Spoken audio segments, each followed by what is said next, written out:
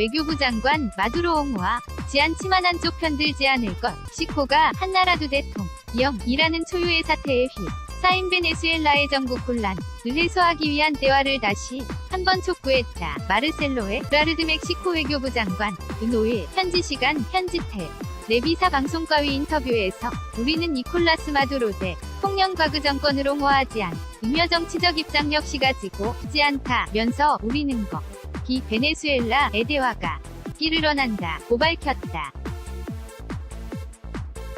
에브라드르 장관은 우리는 한쪽 편을 들지 않는다며 모두가 자신들만의 관점을 들 수 있다고 말했다. 멕시코는 최근 베네수엘라 사태가 불거지자 마두로 정권과 야권 위동일을 전제로 중재자 역할을 짜청하고 물밑 작업을 벌여 왔다. 멕시코는 우파 정권이 집권할 당시 마두로 정권에 한 적이었지만 지난해 12월 좌파 성향이 안드레스 마누엘 로페스 오브라도르 AML 우암로 정권이 들어서면 서외교 기조갑을 간섭주의로 회귀했다. 멕시코는 193년대 이후 전통적으로 에스트라다 독트린을 고수해 왔다. 에스트라다 독트린은 멕시코가 미국의 간섭을 유도할 수 있다는 이유로 외국 정부를 심판하는 것에 반대하는 교노선이다. 이 때문에 멕시코는 베네수엘라 사태 해법을 논의하려고 미 주국가들이 17년 구성한 리마 그룹이 지난달 마두로 대통령의 재취임 전에 반대 결의를 채택할 당시 서명하지 않았다. 멕시코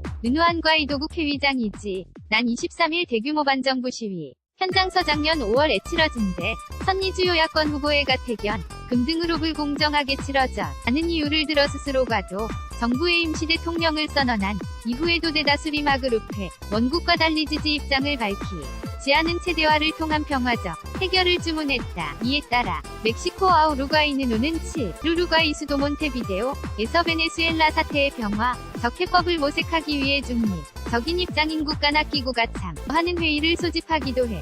마두로 대통령은 지난달 24일 베네수엘라 대법원을 방문한 자리에서 멕시코와 우루과이가 제안한 대화를 통한 해법 도출에 동의했다. 앞서 리마그룹 14개 회원국 중 1개국 은전날 무력 사용어 비정치 외교적 수단을 통한 평화적 인정권 이양 절차를 지지한다는 입장을 거듭 강조한 여과이도 의장을 베네수엘라의 임시 대통령으로 인정한다는 입장을 재확인하는 공성명을 채택했다. 14개 회원국 중 아르헨티나, 브라질, 캐나다, 칠레, 콜롬비아, 코스타리카, 과테말라, 온두라스, 파나마, 파라과이, 페루 등 11개국 운공 공서명에 서명했지만 멕시코, 가이아나, 세인트루시아 등 3개국은 빠졌다.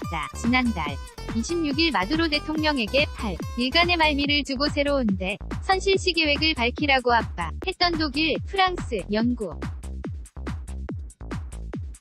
스페인, 스웨덴 등 유럽연합, EU 주요 국가들도 마두로 대통령이 이를 거부하자전 날과이도 의장을 임시 대통령으로 인정했다. 그러나 EU 차원에서 추진했던 과이도 임시 대통령 공식 인정 성명은 이탈리아 등 일부 회원국에 반대로 나오지 못했다.